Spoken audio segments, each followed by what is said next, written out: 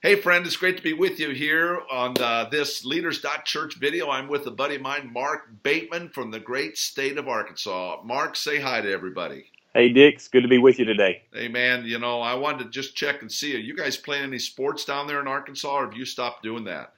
Woo pig, but we really don't want to talk about the records. But anyway, we love the Razorbacks. Hey, there you go.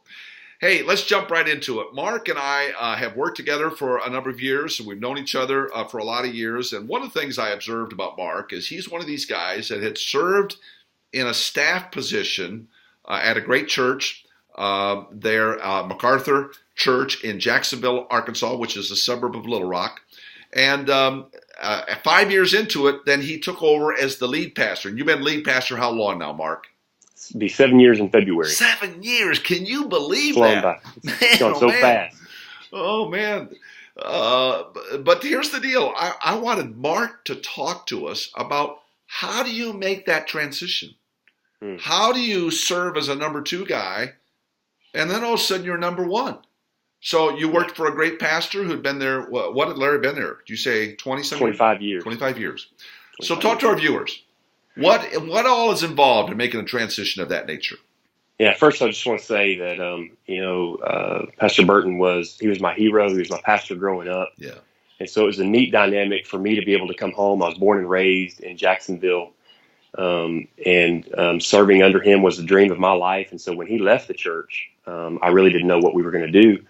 And then it just worked out where we became the lead pastors. Never would have dreamed that, but God has been so good to us. In that, there are so many dynamics that just become tough and scary. And, I would say one of the biggest things is you're carrying because he had such a long tenure. He had been a community pastor, and he had invested 25 years in people's lives.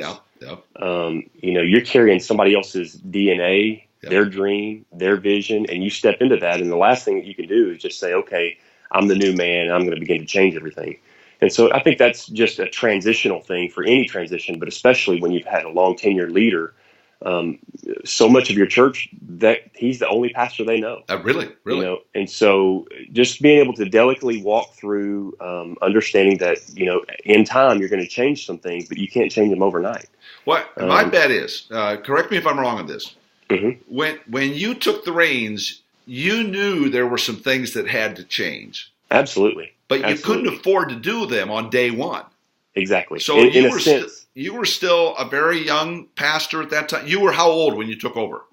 35. Yeah. So talk to our viewers about that waiting period to make those changes. How do you navigate that? Yeah, it just takes patience and really just trying to stay in tune with the window of opportunity when those things can begin to change. In one sense, you feel like you're wearing Saul's armor because it's just not you. But in another sense, for me, the thing that really helped in our situation was I think a lot of people saw me as an extension of his ministry because we had worked so closely together in the season before. Yeah. He had been very vocal about his stamp of approval on my leadership.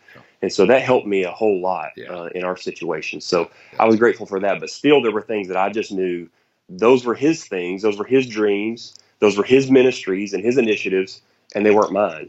And so over time, just finding the right season, gaining some wins where we could. And that's huge, just kind of the low hanging fruit, being able to get some wins under your belt. And I feel like we're still in that season 7 years later, just trying to get some wins under our belt and leadership change in our pocket so that we can make those withdrawals when we need to. So, I would have this guess that you'd have this, I'm not sure fear is the right word, but this potential apprehension that when I go to change something, I'm making a statement of the past.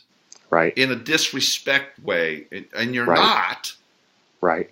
How do you navigate that? How do you honor that while changing it to go forward?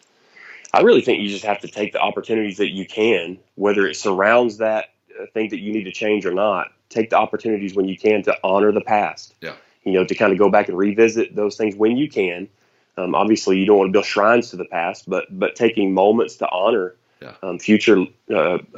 past leadership, and just kind of celebrate those things of the past, so that when it comes to time to make the changes for the future, you're not seen as someone who just wants to push the past away and act like it didn't happen, because there were great things that happened in those 25 years. Yeah, exactly. And we're where we are today because of the leadership of those 25 years. That's and good. So that's good. We do want to honor the past and honor him and honor those past leaders. Yeah. But when it, being able to do that in a way that sets you up for future changes. Yep, that's good. Hey, Mark, give us a parting shot. Hitch us up on this thing.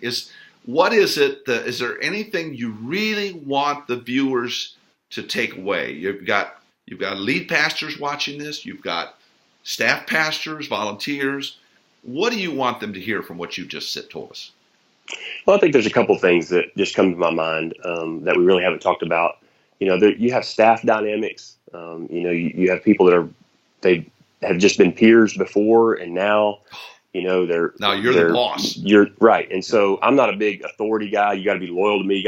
I think all that will happen if the hearts are right.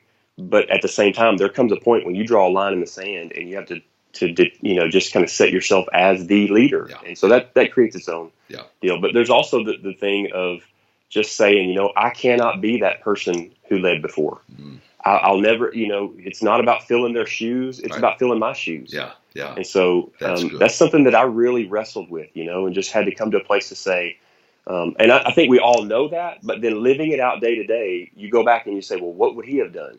What did he do? Well, you come to a point where you just have to say, it doesn't matter what he did or what he would have done. I have to be me. Yeah. And so, like we talked about, there's a season when you really massage that. But then there also comes a time when you just say, you know what, I got to be me. I got to do what God's calling me to do now. It's a new season. And so it's that Joshua 1:2, and I don't say this in any disrespect at all, but Joshua was in a place when Moses was dead, and that's what the Lord said to him. Moses is gone, and so it's time to step up. It's you now. Yep. That's right. Wow, that's so good. Mark, thank you very much for taking time to hang out with us on this video. We're very, very grateful and appreciative of all the Lord's doing for you there in the work in Jacksonville. Thank you. And to you viewers, thanks so much. Feel free to leave a comment here in the comment section. If you have any questions, get it our way, and I'll be glad to get it on to Mark, and you can dialogue in that way. But in the meantime, make it a great one, and be blessed.